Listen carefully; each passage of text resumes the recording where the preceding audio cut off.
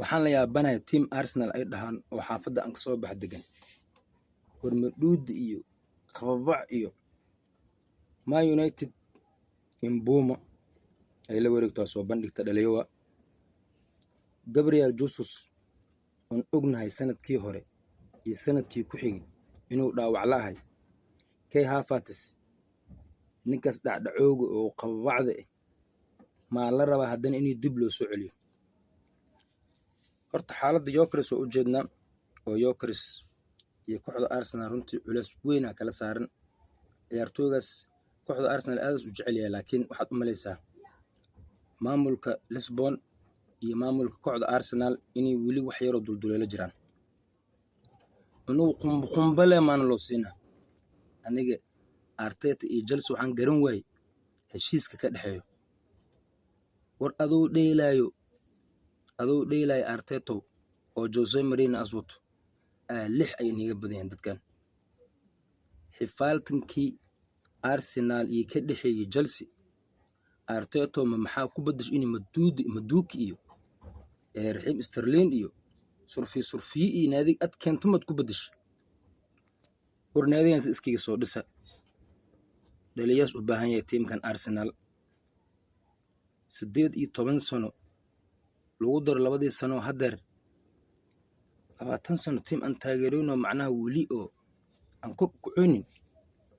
hadee waxaas team lama dhigi karo waxaas team lama dhigi karo taageero badan hadda waxaan way kooxda Arsenal oo macnaha markii Arsenal ku wareereen ka baxay annaga meel ma aaga goorin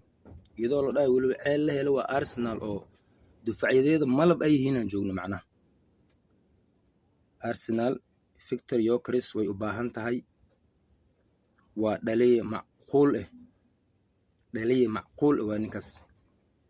konton iyo dhowr dhaliyo waa la yiraahdaa ninkaas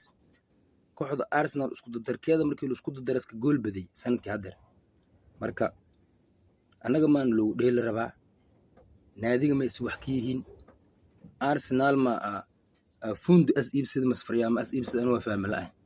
teamka das fundi ifriyaami iibsada sheega macquul ma naadi dhano magac leh oo waxaysan inii oo maduuk iyo surfi iyo ay ka daba wareegan ceeb waa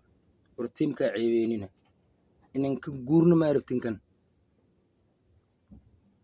ka guurno maarabtin Victor Gyökeres adoogiis oohinas ka jabsaday Sports Lisbon